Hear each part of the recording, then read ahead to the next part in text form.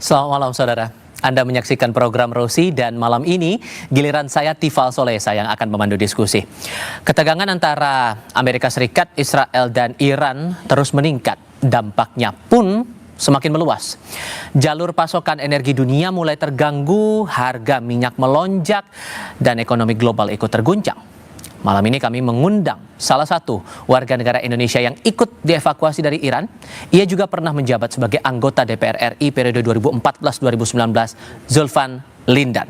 Juga bergabung bersama kami pengamat ekonomi dari Political Economy and Policy Studies, Antoni Budiawan. Bapak-bapak sekalian, selamat malam. Apa kabar? Selamat malam. Terima kasih sudah datang dalam diskusi kali ini, terutama Anda yang sekali lagi kami undang, Pak Zulfan, karena baru datang dari Indonesia bersama dengan warga negara lain, total 22 waktu itu yang bergabung dalam kloter awal keberangkatan dari Iran ke Indonesia, baru datang dari Iran. Anda dalam berbagai kesempatan sudah menjelaskan prosedurnya, proses tahap demi tahap saat pemulangan Anda bersama dengan rombongan dari Iran ke Indonesia. Tapi yang mau saya tahu juga begini. Orang awam berpikir bahwa kondisi perang itu mencekam, menegangkan, menakutkan, mengerikan, dan sejenisnya. Saat Anda mengetahui keadaan saat itu di tanggal 28 Februari saat konflik itu pecah, saya mau tahu nuansa kebatinan apa yang Anda rasakan saat itu. Kalau bagi saya bagi saya bukan persoalan perangnya. Bukan persoalan ada bom gitu ya, atau rudal. Yang mencekam buat saya adalah pembunuhan terhadap Ali Khamenei dan keluarga ya. Nah, itu membuat saya agak terganggu tuh, kebatinan, batin saya terganggu. Apalagi setelah melihat subuh hari, orang-orang turun ke jalan itu jutaan di Medan Engkelab, itu semacam Monasnya kita ya, itu jutaan. Ya pertama kita nggak tahu apa ini, kenapa turun ke jalan, karena kan masih subuh, tidak diberitakan meninggalnya, terbunuhnya Sayyid Ali Khamenei kan. Baru kira-kira 1 jam di depan TV itu ada tulisan innalillahi wa inna ilaihi rajiun, ya, telah syahid Ali Khamenei. Dan Anda di situ menangkap, oh ini kayaknya bakal besar nih. Ya, jadi ini udah nggak main-main. Kan saya pergi ke masjid, sholat subuh, di situ udah kumpul juga ratusan ribu orang. Pokoknya berteriak, mampus Amerika, mampus Israel, dengan bahasa Iran itu kan mahabrar Amerika, mahabrar Israel kan gitu. Berarti ini walaupun slogan seperti itu setiap hari, mulai anak kecil sampai orang tua udah setiap hari, tapi ini sangat mencekam. Ya, jadi kita berpikir ini udah serius. Kemudian muncul 3 ulama mengeluarkan fatwa, ya, bahwa kita akan meneruskan perang ini tanpa henti. Mereka yang memulai, tapi kendali berhentinya dari kita.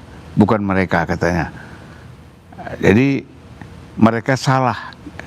Itu kata beberapa ulama itu. Dan nuansa kebatinan Anda itu sama juga dirasakan oleh warga negara kita yang lain, warga negara Indonesia kita yang lain yang ikut pulang ke Indonesia 22 orang. Beberapa itu. Beberapa. Ceritanya gimana ke Anda waktu itu? Mereka bilang ini bakal panjang ini. Kita bertahan di sini atau kita pulang.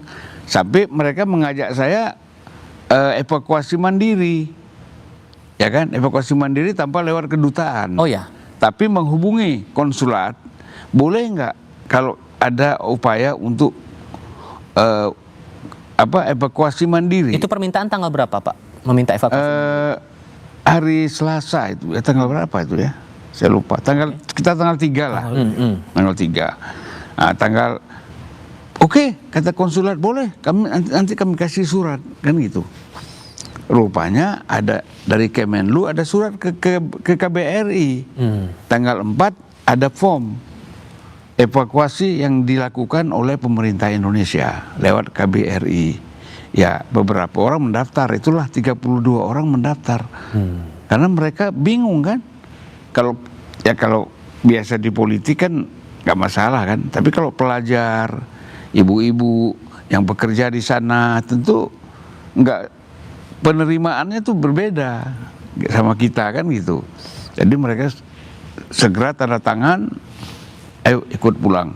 Oke, singkat cerita pemulangan, dan saat proses pemulangan itu lewat Azerbaijan ya Pak ya? Iya, lewat. Nah, sepanjang perjalanan 10 jam itu, koreksi kalau saya keliru, selama perjalanan panjang itu menuju ke Indonesia, ketakutan itu masih ada atau tidak? Atau ya udah memikirkannya, oke kita akan pulang, kita akan kembali ke Indonesia? nggak ada lagi itu. Udah happy-happy di bis 10 jam itu. Padahal di bukit kanan, kalau kita dari Iran kan kanan landai, sawah, peternakan. Kiri itu kan bukit, semacam gunung tapi nggak tinggi banget. Nah, ya kan, disitulah rudal-rudal itu disimpan. Berikut penangkis rudal kan. Nah, jadi memang kita nggak kasih tahu lah sama kebanyakan itu, karena takut nanti salah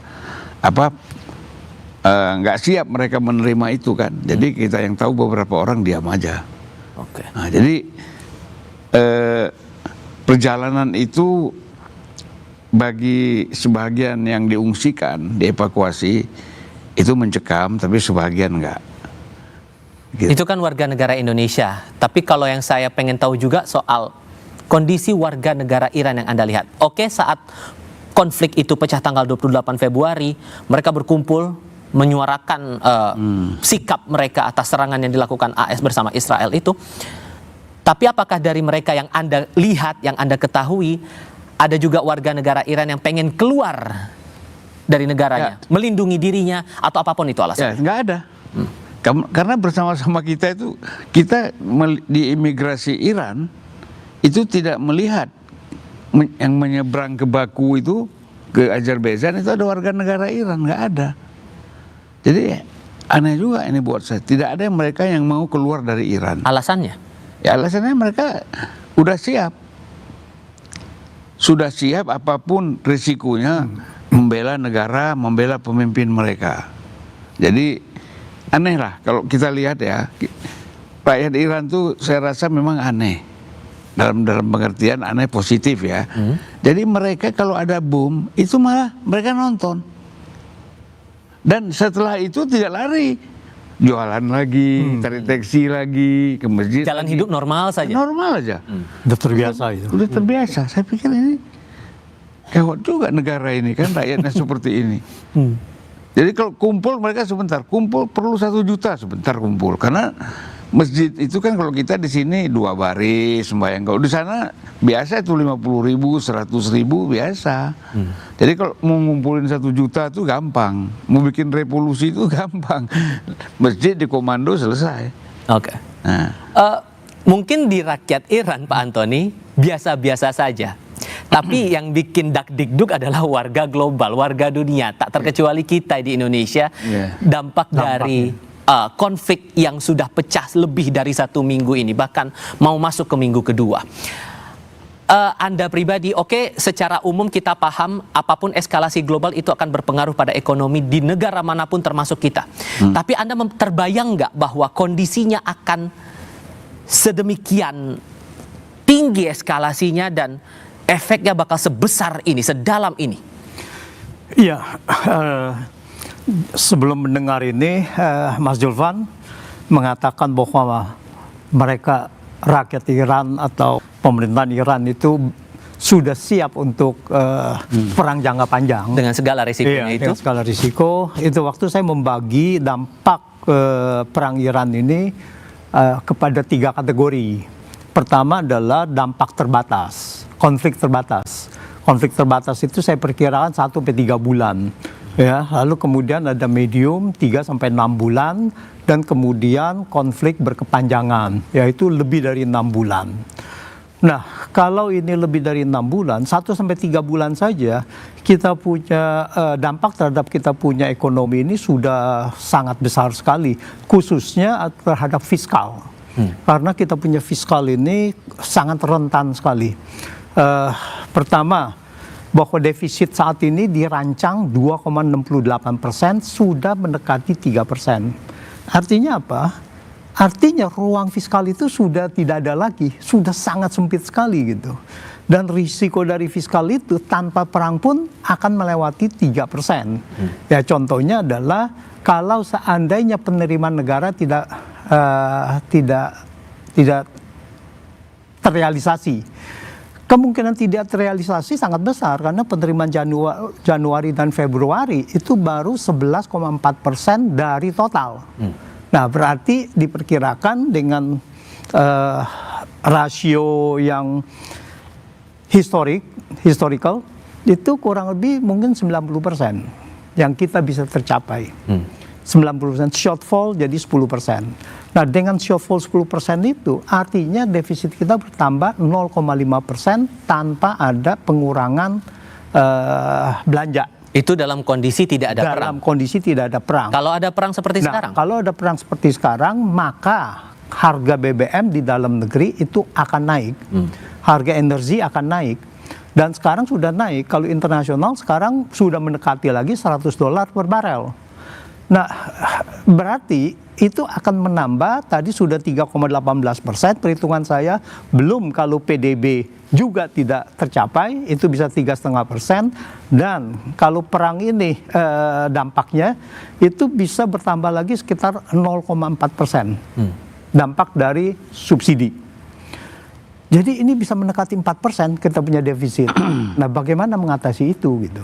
Kalau dengan perang, minimal itu kenaikan subsidi itu 0,4% kalau saya lihat. Sehingga masalah mitigasinya sekarang yang jadi PR. Karena dari beberapa negara sudah memberikan reaksi, bahkan mengeluarkan kebijakan atas efek dari perang ini terhadap perekonomian mereka. Masalah energi, stok cadangan minyak mereka dan semacamnya. Saya ambil contoh di Filipina saja, bahkan sesederhana mengurusi waktu bekerja dari kantor pun diatur untuk menekan penggunaan minyak itu tadi yang pasti akan berpengaruh pada stok. Kemudian Singapura, Uni Eropa juga sudah mengeluarkan sikap dengan harapan ini bisa di stop. Apalagi Uni Eropa kebutuhan untuk impor bahan bakar minyak yang lebih tinggi, dengan posisi mereka yang terdampak perang ini pun juga akan ngaruh ke warganya. Kalau di kita mitigasinya menurut Anda sudah cukup kuat atau malah kebalikannya? Nah, ini mitigasinya kita belum melihat sampai sejauh mana bahwa mereka bisa menyiapkan, mengurangi risiko-risiko, bisa membuat masyarakat menjadi lebih tenang dan bisa menyediakan jaring pengaman sosial atau apapun namanya itu, bisa mengurangi BBM dan sebagainya. Ya, kita ada bahwa Presiden sudah mengatakan segera untuk jalankan konversi LPG ke kompor listrik, tapi itu kan jangka panjang gitu. Itu yang sederhana itu seperti kayak di Filipina itu belum terjadi gitu. Bahkan kalau kita bicara mendengar dari Menteri Keuangan bahwa kita ini masih aman dan dijamin bahwa sampai dengan Lebaran ini tidak akan ada kenaikan harga gitu. Tentu saja terkait BBM yang bersubsidi gitu. Kalau BBM non subsidi ya memang sudah naik gitu. Tapi masalahnya bukan hanya 1 bulan ini, masalahnya sampai berapa lama ditahan. Kalau yang tadi sebulan pun berapa menaikkan itu harga itu. Nah, menurut saya pertama adalah bagaimana mitigasi risiko terhadap kita punya APBN. Dan kedua adalah bagaimana pengurangan untuk pengiritan penggunaan dari BBM itu sendiri gitu. Nah, sehingga kalau yang mau kita gali lagi lebih dalam nanti, perang AS Israel versus Iran yang masih intens, eskalasi masih tinggi sampai dengan detik ini, memicu ketidakpastian global yang makin tak terbendung. Sebetulnya posisi Indonesia ini yang disebut oleh Pak Presiden Prabowo harus siap dengan segala ketidakpastian itu. Sudah betul-betul siap? Sudahkah kita betul-betul kuat menghadapi ketidakpastian global ini? Kita bahas sebentar lagi.